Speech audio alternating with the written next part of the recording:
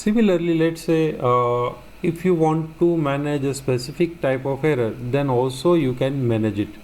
Okay, so it is not like that we can use the inbuilt method only. Okay, so let me give you one example. Let's take another example. Let's say we are getting a number from the user. I is equals to input, enter a number. Okay, and then j is equals to input,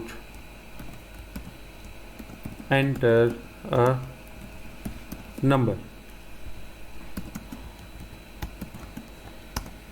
Yes, then whatever input will be given by the user, that we will try to we convert into the you can say integer. Okay, and then we will try to divide I by j. Okay, so let's see that how different kind of error can be managed.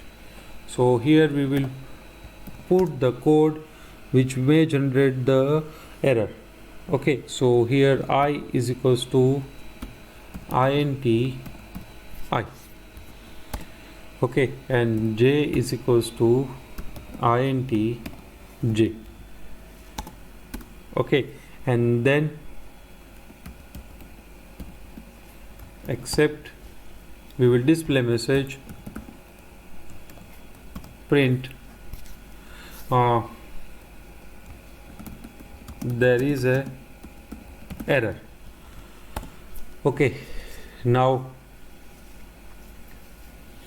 let's see, we will consider two scenario. Okay, the first scenario, when value of any input variable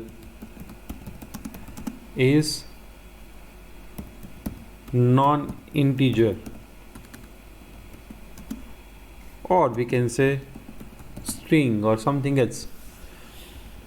So let's just try to execute this code so we can have idea.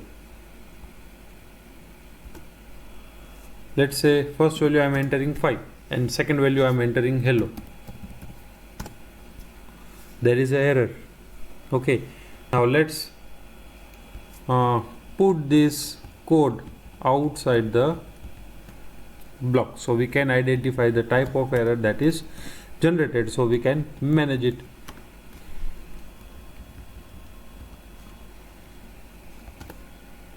Five and hello. Okay, so whenever there will be a string as an input, and if we try to convert that string into the input, then it will generate the value error. Okay, now let's try to print I divided by j. This time we will consider another scenario. Let's say first value I am entering 4, second value I am entering 0. Okay, then here you can see 0 division error is generated. So in this program we want to manage this both error. Okay, value error as well as 0 division error. So which code may generate the error? This 3 line 4, 5 and 6. Okay, so that we have to put into the try block. So let's do it. So here we will write try. Okay, then we will put the code y equals to I divided by j. Okay, and then we will specify, we will manage error in our own way.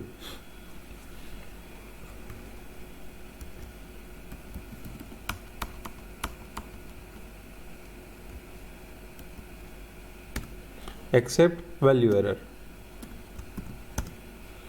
Clear with this? Why value error? Because we want to manage the value error in different way. Okay, and then we will print that one of the input can't be converted into integer. Okay, and then let's say if user has entered both value as integer, okay, there is not any string, then let's say second value of j is 0. So in that case we want to manage zero division error. Zero division error. So in that case we will display a message that number can't be divided by 0. Okay, and then we will put the else block. Okay, so if there is both number are non-zero number, okay, and both input are means first both input are integer, and then second both input are non-zero, okay, then we will display the answer. So here we will display answer, print answer is y. Okay, and then we will put hello, this is another sentence. Okay, so now this is looking little bit perfect. So let's see, enter a number. So first we will try to enter let's enter string hello. Okay, and then we are entering 8. So here you can see this time this value error will be raised. Why? Because hello cannot be converted into the integer, and after completion of this entire try except else, a print statement is written which will be executed. Now let's execute it again. This time we will enter integer, okay, but the second number we will give as 0 as input. So 8 and 0. Okay, here you can see we are getting error, that is zero division error, number can't be divided by 0, and after that there will be print. Okay, and let's again execute it again. 8 and 4, so answer is 2, and hello, this is another sentence. So this is normal execution. Okay, there will be no error in line number 5, 6, 7. So after execution of try block there will be execution of else. Clear with this? Okay, if you want to display inbuilt message, okay, then here you have to write as e, and here also you have to write as e. Okay, and here instead of displaying any custom message we will display e, and here also instead of displaying any custom message we will display it. Let's try to execute any one scenario, and then we will move further. Let's say enter a number hello and 8. Okay, invalid literal for integer with base 10 hello. Okay, so this is system generated message. Okay, similarly let's say 5, 0, so division by 0. So this is how you can manage, or you can use the inbuilt error to display information. Okay, so Python framework is having some set of error for which there are some predefined message. Okay, so if that exception occur, then or that error will occur, then Python will display you the message. Okay, so you can use that inbuilt set of error also. Now if you want to raise an error from let's say third party, or you can say some function, user defined function, okay, then also it is possible. So let me give you one example. Here we will define a read file function. Okay, so def read file. Okay, we will pass the name of the file nm, then we will try to read the content of file. So there we will check. Okay, the file name which is entered by the user, it must be a text file. Okay, it cannot be doc file. Okay, so if nm dot ends with, okay, nm dot ends with .txt. Okay, means file name must be end with the txt. Then we will open the file. Fh is equals to open, then name, and then after opening it we will return fh dot readlines. Clear with this?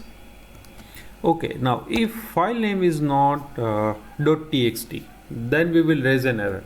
So in else we will raise the value error, raise value error. Okay, that we will display message. Okay, file name must end with the .txt. File name must end with .txt. Okay, so how we will write the function, how we will write the normal code. So let us use try as it is. Try, and then for line in read file. Okay, and in bracket we will specify the name of the file which is entered by the user. Let's say we will use fn that we will get from the user. Okay, and then after that we will display it, print line dot strip. Okay, and then accept value error as e, and then we will display the message. Okay, so the value or error will be raised or exception will be raised from this function. Okay, along with it, it will pass the message that we want to display to the user. Okay, clear with this? Okay, so let's see, let's try to execute it. Let's see what happened. Okay, here we have to take the input from the user. Let's say fn equals to input